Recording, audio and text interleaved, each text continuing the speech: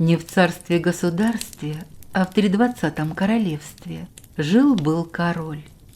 И была у него любимая дочь, принцесса Изольда. Красавица была, каких свет не видывал, но капризная, ух и капризная, гордая да своенравная.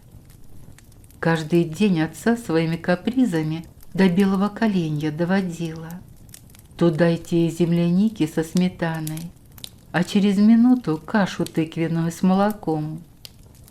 То платье синее хочет с оборкой, не успеют принести, а она уже требует красное в горох. То соберется в карете по лугам кататься, не успеют коней запрячь, а она уже хочет на лодочке по речке. И это все зимой, когда на дворе сугробы по пояс. Да попробуй не исполни ее капризов. Столько крику да визгу бывало из дворца неслось, что вороны подальше отлетали. Король в дочке своей ненаглядной души не чаял, но хотел побыстрее выдать ее замуж. И не в самое дальнее царство-государство, но хотя бы королевство через 2-3 от него. А тут принцесса обнаружила у себя на носу 3 веснушки, едва заметные. Король вот ни в очках, ни без очков не смог их разглядеть. Но дочка раскричалась, что она теперь уродиной устала. Ногами затопала, велела королю срочно достать средства от веснушек. И вообще такое средство, от которого еще красивее станет. Да, вот такая она была капризуля. Король аж вспотел и срочно написал указ, что тот, кто принесет принцессе Изольде средства, от которого она еще прекрасней будет, в жены ее и получит. Принцесса аж глаза вытаращила. Как так замуж? Но король топнул ногой. Пора, дочка, пора. Прочитали тот указ на городской площади. Громко-громко прокричали. Только глухой его не слышал. Вот и Иван услыхал. Он приехал из маленькой деревушки соседнего царства-государства. Привез на базар целый воз туисков, лукошек и всякой всячины из бересты. Сам всего наделал. Впрочем, не только по бересте мастером был, но и со всеми другими делами лихо управлялся. Да и собой хорош, так что деревенские девушки на него заглядывались. А больше всех Марфуша. Вот продал он все свои товары и пошел по базару подарочек Марфуше подыскать. Свататься собрался вскоре. Услыхал Иван указ и усмехнулся. На кой мне принцесса какая-то? Небось и пуговицу к рубахе не пришьет. И тут увидел Изольду. Она в карете мимо проезжала, да в окошко выглянула. Крестная матери поехала на отца жаловаться. Иван ахнул, рот разинул, рукой за сердце схватился. Такой красавицы никогда не видал. Хороша, хоть и красная от злости. Парень еще чуть ли не час столбом стоял, пока муха в открытый рот не залетела. Выплюнул он муху, топнул ногой и говорит: «Женюсь. Я не я буду, если это средство не найду». Пошел он к коню с телегой, где его односельчанин дожидался. Идет и думает: надо домой быстрее. У бабки Степаниды спрошу про средства для красоты. Она всегда все знает. Сели они с односельчанином в телегу и поехали домой. Тут Иван вспомнил узкие глазки бабки Степаниды, ее толстый нос с бородавкой, и понял, что Степанида про красоту слыхом не слыхивала. Проезжали они как раз по лесной дороге через чащу. Тут, наверное, и живет Баба-Яга, подумал Иван. К ней надо идти, это должна все знать. Попрощался с односельчанином, спрыгнул с телеги, да в лес и свернул. Продирался сквозь заросли и вышел на полянку, а на ней избушка на курьих ножках стоит. Постучал в двери, вышла яга на порог. Глянул парень на нее, плюнул и повернулся назад идти. Откуда такому страшилищу про красоту знать? А баба-яга кричит ему вслед: «Куда же ты, добрый молодец, неужели меня испугался? Да ты не бойся, вид у меня такой, а сама я добрая, прямо добрейшей души старушка». «Чего мне тебя бояться?» — вернулся Иван. «Хотел вот у тебя про нужду мою расспросить, да ты, видать, не знаешь». «А ты заходи, да за чайком все расскажи», — зовет яга. Хоть и яга, но женского же полу, любопытная, да и скучно бабусе в лесу-то. «Ладно», — подумал парень, — «хоть передохну немного». Вот за чаем и рассказал, что он ищет. «А зачем?» — выспрашивает яга. «Ты и так парень симпатичный». Не успел Иван ответить, а яга уже догадалась. «А, для невесты стараешься», — говорит. «Слыхала я про такое средство. Есть оно на свете. И тогда оно только поможет, если тебе его добровольно отдадут, подарят». А вот где искать его, баба-яга не знала, так что переночевал у нее Иван и дальше пошел. Долго ходил, где только не был, у всех про средства красоты спрашивал. «Если бы у меня такое средство было, я бы стала красивее всех и замуж за короля или царевича вышла», отвечали все как одна женщины.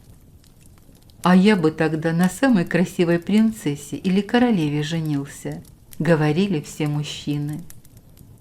Один, правда, с большим носом и черными глазами сказал: «Я бы тебе, дорогой, обязательно продал это средство за много-много монет», и улыбнулся во все 32 зуба.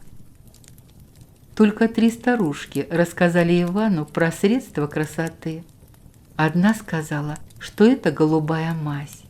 Вторая сообщила, что это белый камушек с крапинками из горного ручья. Третья рассказала, что это маленькое зеленое яблочко с дикой яблони. Вот остановился Иван посреди дороги и думает, куда ему идти. По городам к аптекарям за мазью или в горы, в ручьи горные нырять, камешек искать, или по лесам дикие яблони трясти. Смотрит, что остановился он на ромашковом лугу, а на нем дом стоит. «Дай-ка я еще тут спрошу», — решил Иван. Подошел к дому, а на крыльце девочка маленькая сидит, котенка гладит. «Куда идешь, добрый молодец?» — спросила она, как большая. Сел Иван на ступеньку, да и рассказал девочке все, сам не зная почему.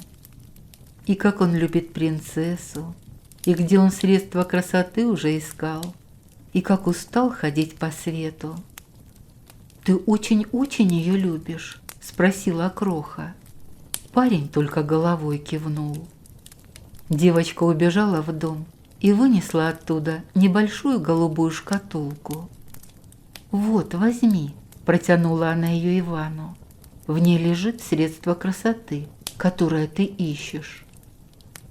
Не успел Иван взять шкатулку, как к дому подошли мужчина с мальчиком на руках и женщина с букетом ромашек. «Вот ты где, Машенька!» — обняла женщина девочку. Иван уже хотел схватить шкатулку с крылечка, куда поставила ее девочка, и бежать. Но вспомнил, яга говорила, что средство для красоты тогда подействует, когда его подарят. Так и остался стоять у порога. Но, думает, эта малявочка-то и подарила бы, а вот мужик с женой вряд ли, самим небось нужно. У нее-то вон весь нос в веснушках, а у мужика уши оттопыриваются. Как бы он мне не накостылял, да девчонку не заругал. «Куда идешь, добрый молодец?» – спросила женщина. Иван рассказал. «Мама!» – закричала Машенька. «Я уже вынесла шкатулку». «Молодец, дочка!» – сказал мужчина и отдал шкатулку Ивану. Женщина улыбнулась и кивнула. «А разве вам она не нужна?» – стал заикаться Иван от неожиданности. «Нам?» – удивилась вся семья. «А зачем?» И они все засмеялись. Таким счастьем светились их глаза, что Иван понял, им не нужны никакие средства, ни от чего и ни для чего. Поклонился он и пошел. Тут мужчина его окликнул. «Ключика вот только нет, но я знаю, что он висит на стене в 5-м подвале Королевского дворца, в котором 28 подвалов». «Где же такой дворец искать?» – подумал Иван, шагая по дороге. «Придется в каждое королевство заходить». Так он прошел несколько королевств и везде спрашивал, сколько подвалов во дворце короля. В одном их было 14, в другом 8, но огромных, в третьем 20, в одном дворце даже 44, но нигде не было 28. «Пойду-ка я к принцессе», – решил Иван. «Может, вместе откроем как-то шкатулочку? Небось, какой-нибудь ее ключик подойдет. Ведь у принцесс, наверное, много разных шкатулочек и ларчиков». Вот и вернулся Иван в королевство, где жила прекрасная принцесса. Смотрит, а во дворце очередь выстроилась. Принцесса принимала всех, кто средства красоты принес. «Вот это очередь!» – ахнул Иван и стал в самый ее конец. Стоял и переживал. Вдруг принцесса похорошеет от чего-нибудь средства и в жены другому достанется. А принцесса Изольда брала средства красоты от очередного кандидата в мужья. Оказалось, что на свете средств для красоты, скажем так, немало. Вот принц подал принцессе беленький с крапинками камушек из горного ручья. А что с ним делать, чтобы похорошеть, не знает. Принцесса камешек об ладошку потерла, из руки в руку переложила, по щекам провела, понюхала, даже лизнула. А сама все в зеркало большое смотрит, но никаких изменений с ней не произошло. «Забери свой камень», – рассердилась принцесса и бросила камешек в принца. Что тут началось? Принц стал меняться на глазах. Его большущий нос уменьшился, глаза из зеленовато-водянистых стали синими, волосы из рыжих золотыми. «Отдай камень!» – закричала принцесса, но его уже нигде не было, только маленькая лужица на полу растаял. Принцесса покраснела от злости и затопала ногами. «Вон!» – закричала она. А принц увидел себя в зеркале, ухмыльнулся, гордо задрал голову и вышел. Шейх из теплых стран подал принцессе маленькое зеленое яблочко, а что с ним делать, не знает. Принцесса откусила от яблока, и хоть скривилась вся, яблоко, видно, кислющее было, проглотила кусочек и кинулась к зеркалу. Ничего. Изольда и нюхала яблоко, и по лбу своему катала. Служанке давала, чтобы та в нее кинула. Никакого результата, кроме синяка на лбу. Разозлилась принцесса и выбросила яблоко в окошко. И попала привязанному там ишаку прямо в пасть. Икнул ишак от неожиданности и проглотил яблоко. Батюшки, что с ним стало? Ноги вытянулись, уши уменьшились. В общем, через минуту там стоял конь. Да какой! Такого даже в конюшне короля не было. Народ, увидевший это, загомонил, заулюлюкал. «Мой, это мой конь!» – закричал шейх, глянув в окно, и выбежал из дворца. Принцесса позеленела от досады, ведь надо было съесть яблоко целиком, и все. Королевич принес ей голубую мазь. Принцесса тут же намазала веснушки на носу. Мазь испарилась, а веснушки остались. «Что? Ну что с ней делать?» – завопила Изольда и намазала себе уши. Ничего не произошло. «Да что вы все, надо мной издеваетесь, что ли?» – крикнула она и хлопнула баночку с мазью на макушку королевичу.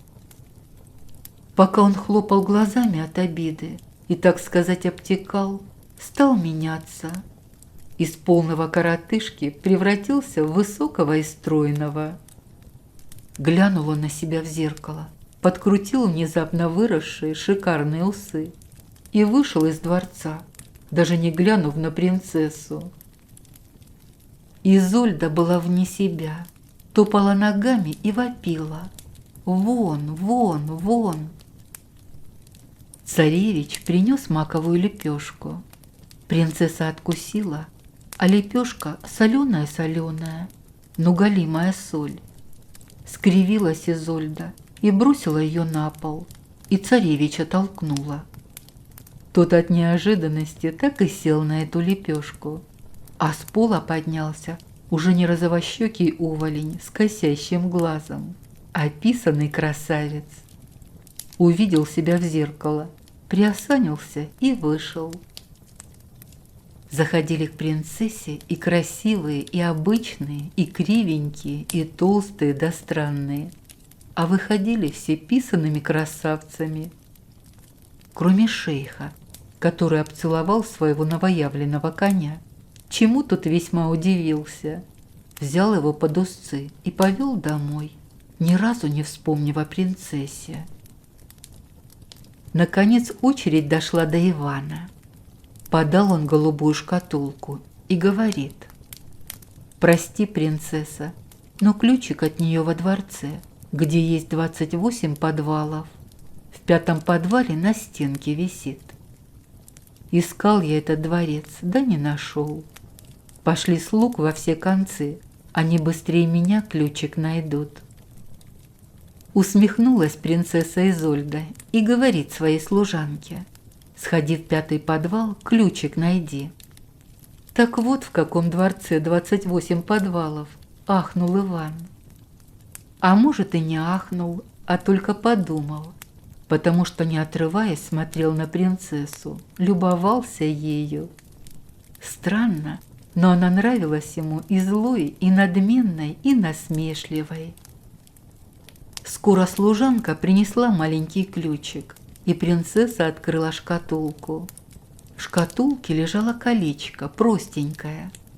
Схватила Изольда колечко, на палец надела, а сама в зеркало смотрит. Ничего не произошло. Принцесса на все пальцы кольцо надевала, на каждом пальчике крутила. Ничего не происходило.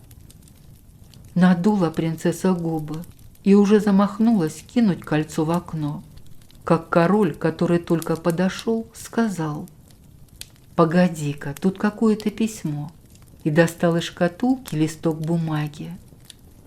Выхватила Изольда листок из рук отца и стала читать, а там большими буквами написано: «Тот, кто хочет стать самым красивым, должен надеть это кольцо на безымянный палец правой руки и искупаться в мандариновом соке.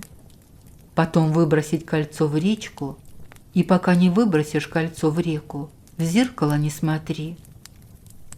«В мандариновом соке?» – вскричала принцесса. «Что это за сок такой?» «Придется тебе за ним сходить», – сказал король Ивану. «Я обязательно вернусь с мандариновым соком», – поклонился тот и пошел. «И побыстрее, побыстрее!» – донесся до него капризный голос принцессы. Король поднял упавший листок и говорит: «Смотри-ка, дочка, тут что-то еще мелкими буковками написано. Прочти-ка, А то я не разберу, ни в очках, ни без очков. Может быть, что-то важное? Ах, папенька, буду я еще глазки свои напрягать.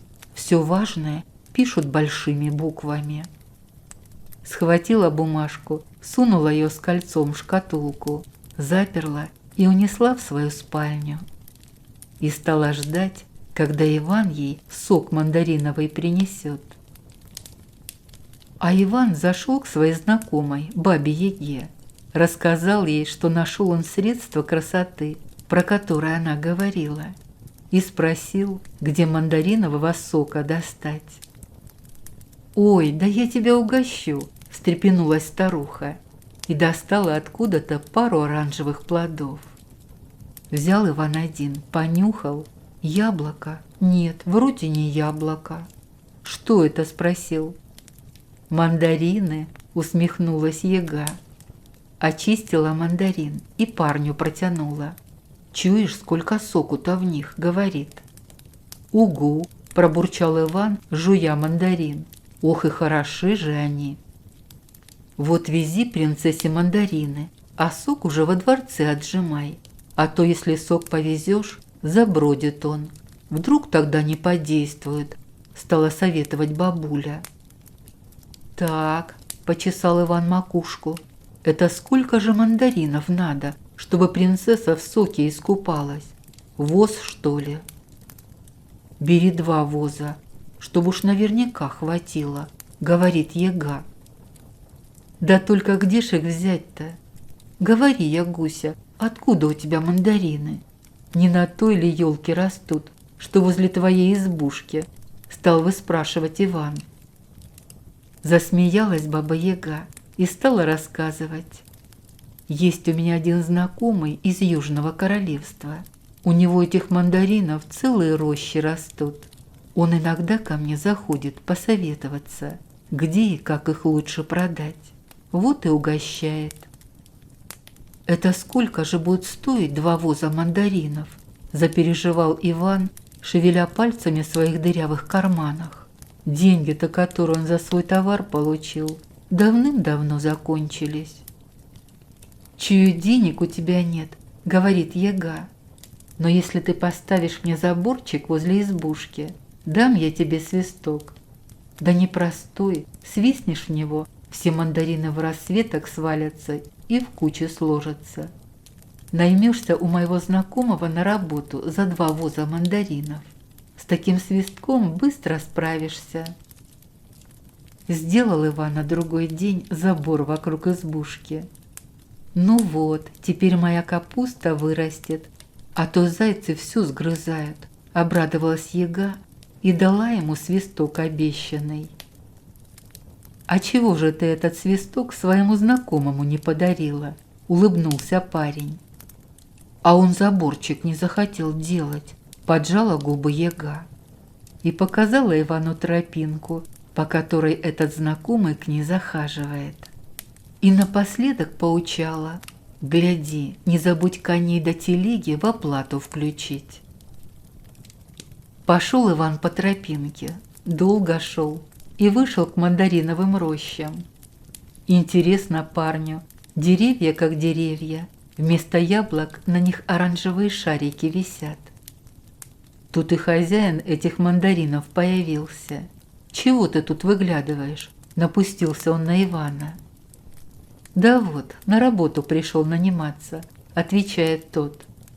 Тут они договорились и о работе, и об оплате. Стал Иван мандарин рвать да складывать. Усмехнулся хозяин: «Поторопись, не сделаешь в 3 дня, других работников найму, а то мандарины переспеют и испортятся». И спать ушел. Ночь настала. А Иван свисток достал. Яга велела только ночью в него свистеть. Встал посреди сада и засвистел. Мандарины стали падать с веток и в корзины складываться. Когда корзины были заполнены, фрукты начали в кучу скатываться. Всю ночь парень по рощам мандариновым ходил, да в свисток свистел. Темновато, конечно, Хорошо, что луна на небо вышла. К утру все мандарины в кучах лежали. Вышел утром хозяин, а Иван коней в вазы впрягает. Мандарины и в телеге сами сложились. Хозяин аж чуть не упал, когда все это увидел. «Как же это?» – всплеснул он руками. «А?» «Все готово, хозяин», – говорит Иван весело. «Я уж и домой собрался». И повел свои вазы. Они уже из вида скрылись, а хозяин все бегал вокруг мандариновых куч и по коленкам себя хлопал. «Да как же так, а?» Привез Иван мандарины во дворец принцессы. «А где сок?» – закричала она.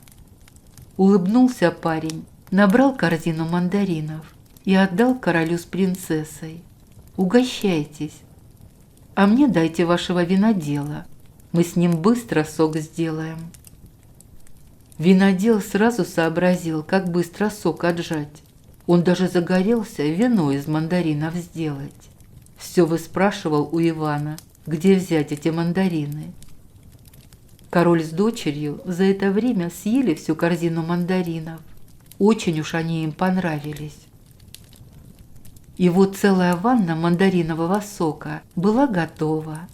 Надела принцесса Изольда колечко на безымянный палец и залезла в ванну с соком.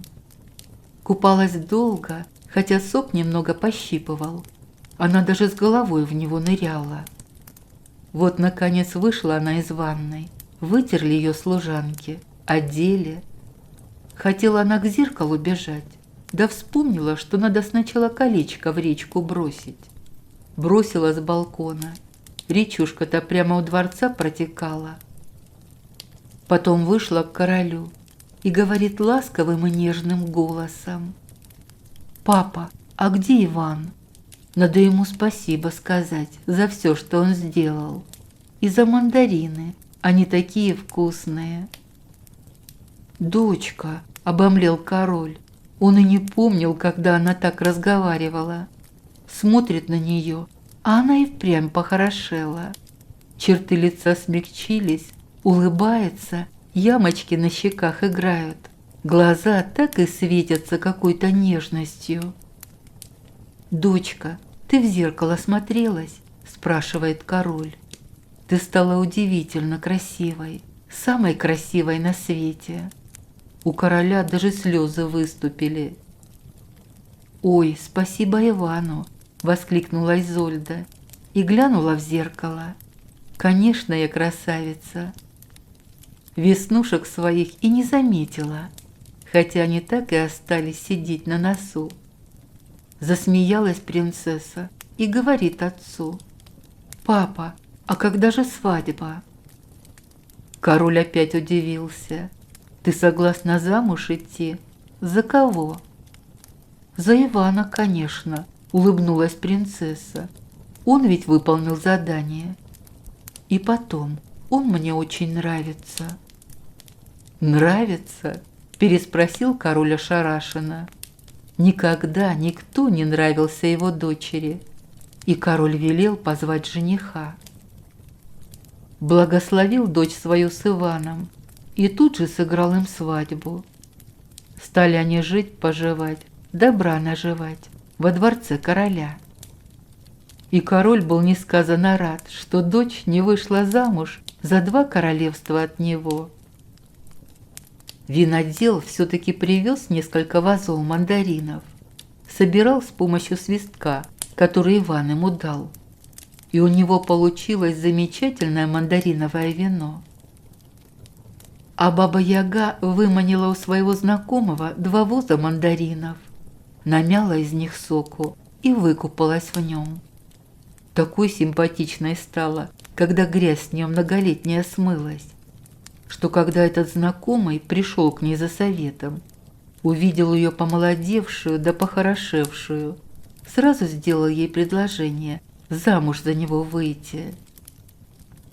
Яга сначала не соглашалась, заборчик припомнила, потом простила. Теперь вместе мандаринами торгуют. Избушку на курьих ножках в аренду лешему сдают. За Марфушу не беспокойтесь. Пока Иван по свету странствовал, она в соседа Федора влюбилась и замуж за него вышла. Ее тройняшкам уже 2 года исполнилось. А вот речка возле дворца стала вдруг холодной и злонравной.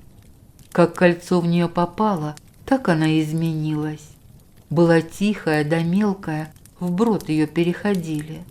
А стала быстрой, шумной, вода с грохотом несется по камням, которые со дна поднялись. Теперь ее не перейдешь, с ног сбивает. Но король велел мост через нее построить, так что никому не мешает шальная вода. А принцесса все-таки однажды дочитала письмо из шкатулки, те самые мелкие буковки. Там было написано, что за красоту придется отдать всю свою гордость, злость и своенравие, ведь за все надо платить.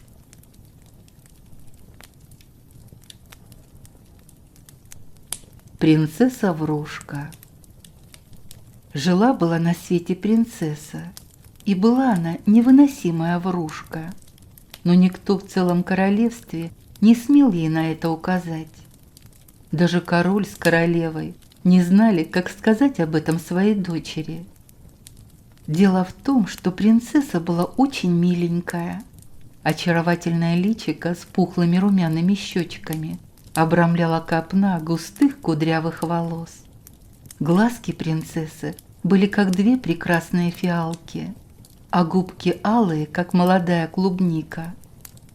Все во дворце, да и во всем королевстве восхищались этим милым созданием. Принцесса росла, но продолжала всех обманывать по любому поводу. Вот принесут ей вкуснейший торт из бельгийского шоколада. Она откусит кусочек, потом еще один и еще. А после того, как съест весь торт, непременно скажет, что он был отвратительный. «Но позволь спросить, дорогая», — говорил король, — «почему ты тогда все скушала?» Принцесса, сморщив красивый носик, отвечала: «Потому что я хорошо воспитана, папенька. Разве не вы сами учили меня съедать все, что лежит на тарелке?» Ну что тут скажешь? Королю в очередной раз приходилось глотать вранье любимой дочери. А иногда доходило до смешного. Назначали, например, придворные учителя принцессе время, в которое та должна была явиться на урок. А она приходила, когда ей вздумается. «Принцесса, сейчас 2 часа дня, а мы с вами договорились на 12», — восклицал возмущенно учитель музыки. «Ничего подобного. Вы ослепли, что ли?» — невозмутимо отвечала юная леди. «Посмотрите на свои часы. Сейчас как раз полдень». Учитель смотрел на часы, которые, конечно, показывали 2 часа дня, потом снова на принцессу, и ему ничего не оставалось, как согласиться с тем, что она говорит. Никто ведь не хочет, чтобы его казнили за неповиновение. Не правда ли? В замке уже не знали, что делать с принцессой Врушкой. Но тут как раз мимо проезжал принц из соседнего королевства. Узнав от простых людей о том, что их принцесса – неисправимая лгунья, он решил проучить ее. Но увидев, насколько девушка красива, влюбился с первого взгляда, решив во что бы то ни стало взять ее в жены. Но врунишка ему была не нужна. И тогда принц придумал одну хитрость. Он тайком объездил все дворы в королевстве и подговорил народ говорить принцессе противоположные вещи, что бы она ни сказала. То же самое принц попросил делать придворных в замке и, конечно, короля с королевой. И вот одним прекрасным утром наша красавица проснулась, потянулась в своей огромной удобной постели и с удивлением посмотрела на туалетный столик, не обнаружив там утреннего чая. «Матильда, Матильда!» – Раздраженно вскричала принцесса. «А где же мой чай?» Вбежала заспанная служанка и, извиняясь, сказала: «Простите, ваше высочество». Горничная испуганно глядела на хозяйку. «Просто обычно вы встаете в 11, а сейчас только лишь 7 утра». «Что за вздор ты несешь?» – возмутилась принцесса. «Я же вижу, какое сейчас время». Задав служанке взбучку, принцесса велела, чтобы ее одевали к завтраку. Сегодня за столом должен быть принц, и ей очень хотелось его подразнить. Спустившись в королевский обеденный зал, она с удивлением обнаружила, что стол еще даже не накрывали, и вокруг не было ни души.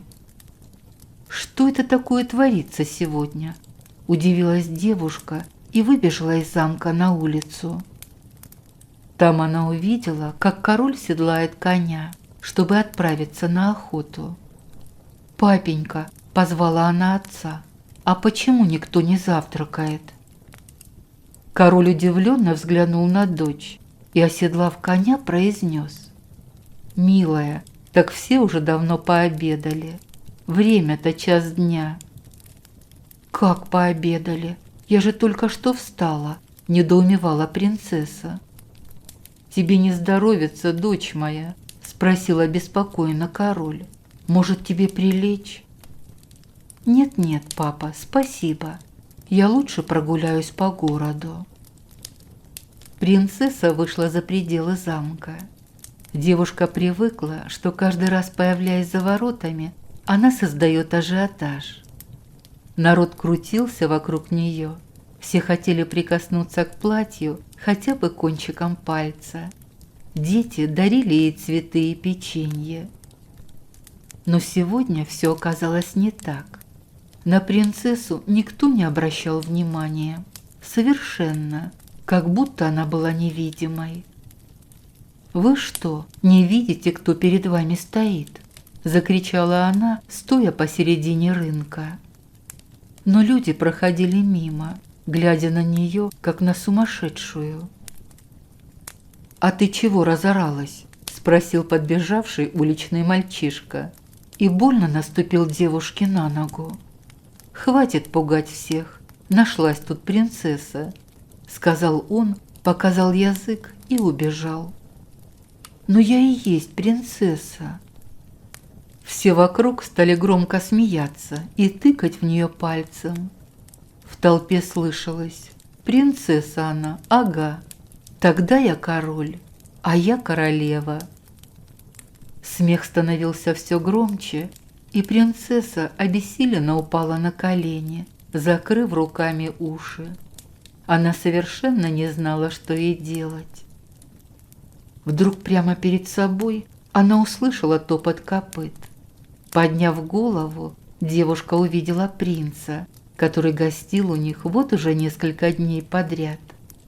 Он протянул ей руку и сказал: «Прыгай на коня, я отвезу тебя в замок».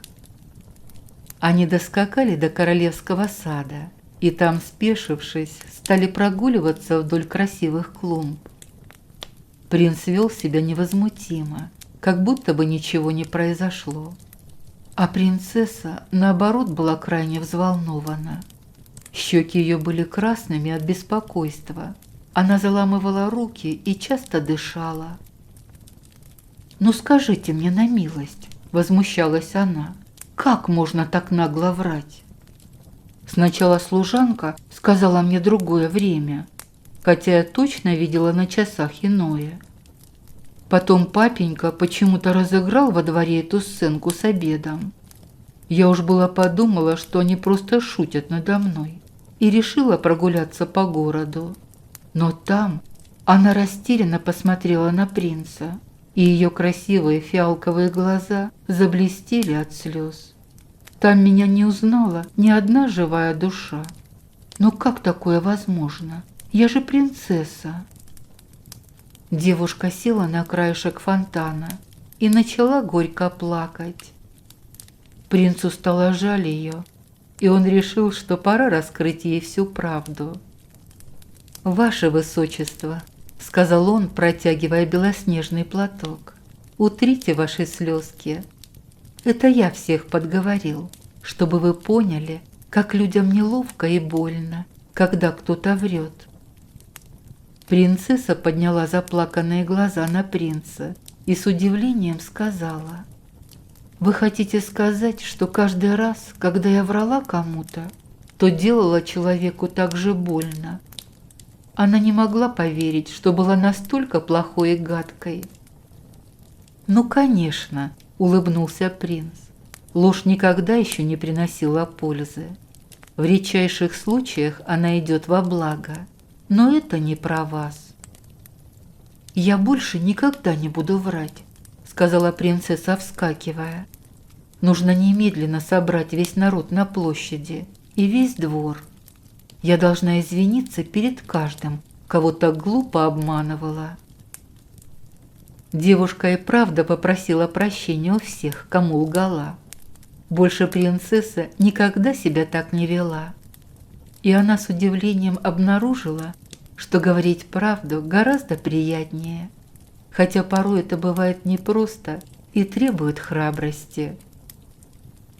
Когда прекрасный принц увидел, что девушка перестала быть врушкой, он женился на ней и увез в свое королевство, где они правили вместе долгие годы.